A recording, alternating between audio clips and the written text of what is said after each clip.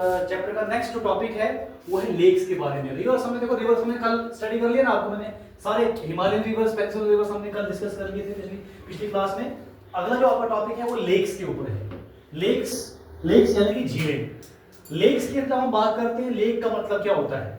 Lake का मतलब क्या होता है कि ऐसी वाटर बॉडी जिसके चारों तरफ क्या होती, मतलब चारों तरफ उसकी क्या होगी, मिट्टी होगी। ठीक है, जो चारों तरफ से क्या होता है, मतलब घिरा हुआ होता है, उसको हम बोलते हैं लेक। जैसे आप इस पिक्चर में देख रहे हो लेक, तो लेक को हम यहाँ पर पढ़ेंगे। तो सबसे पहले हम देखेंगे इसमें बहुत से टाइप्स हैं, जैसे ग्लेशियर लेक है, ऑक्सबो लेक है, लैगून लेक है और इनलैंड ड्रेनेज लेक्स है। ये बहुत से टाइप्स है लेक्स की।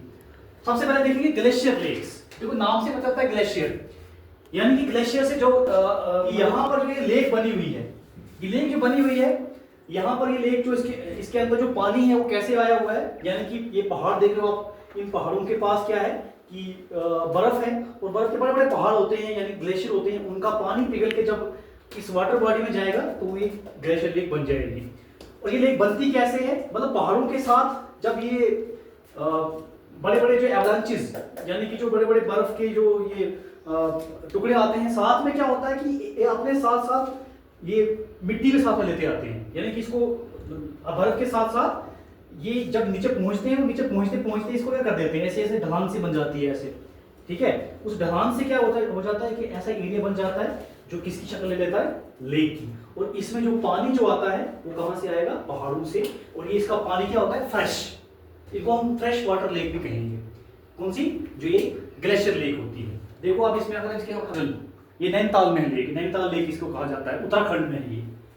और ये भी, इसको भी आप क्या है, फ्रेश वाटर लेक कहोगे। और ये क्या लेक है, ये कैसे बनी है, ग्लेशियर से। इसका जो पानी का जो सोर्स है वो कहां से आता है, ग्लेशियर से आता है। लार्जेस्ट लेक ये आ गई जी कुमाऊं रीजन ऑफ उत्तराखंड में, मतलब सबसे बड़ी जो है लेक है ये। इसका पानी, इसका जो पानी का सोर्स है वो भी कहां से आता है, वो भी कहां से आता है, ग्लेशियर से आता है, फ्रेश वाटर लेक।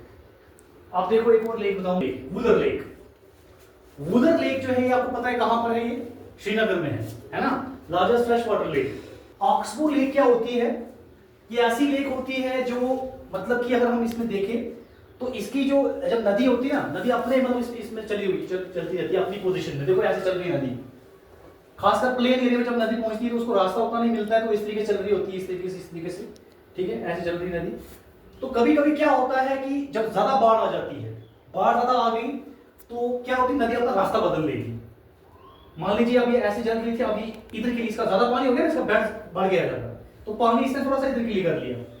जब इधर के लिए कर लिया तो जब बाढ़ खत्म हो गई, नदी अपनी नॉर्मल पोजीशन पे आ जाएगी। ये जो एरिया पीछे रह गया, देखो ये एरिया, ये अगर पीछे रह गया तो इसको बोलते हैं ऑक्सबो लेक। क्या बोलेंगे, ऑक्सबो लेक। और ये आप देख लो, ये जो अलग अलग ये इसकी जो ये जैसे एक सांप की तरह इसकी मूवमेंट है ना, ये इनको बोलते हैं मेंढर। ये मेंढर बनाते हुए नदी चलती है। लेकिन जब क्या हो जाता है, बाढ़ के कारण जब ये अपना रास्ता चेंज कर लेती है, जब नॉर्मल पोजीशन पे आ जाती है, तो जो एरिया यहाँ पर पीछे बन जाता है उसको हम बोलेंगे ऑक्सबो लेक। क्या बोलेंगे, ऑक्सबो हैं।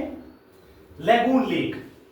लैगून लेक, लैगून क्या होता है, ये ऐसी लेक होती है, ये बनती कैसे है लेक, पहले ये लेक ऐसी लेक होती है जब क्या होता है कि ये अक्सर क्या कहां पर बनती है, समुद्र के किनारे बनती है।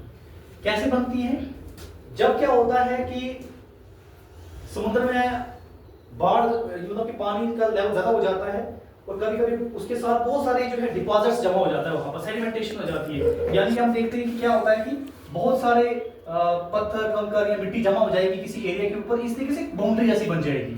यानी कि समुद्र का पानी जो होगा, कुछ पानी यहां रह जाएगा और कुछ पानी इसके पीछे रह जाएगा, यानी कि ये पानी अभी तक नहीं आएगा। एक बाउंड्री सी बन गई, उस बाउंड्री के अंदर वाला जो हिस्सा हो जाएगा, मतलब कहां पर, लेकिन समुद्र में, तो उसको हम क्या बोलेंगे, लैगून बोलेंगे, यानी कि इसके अंदर।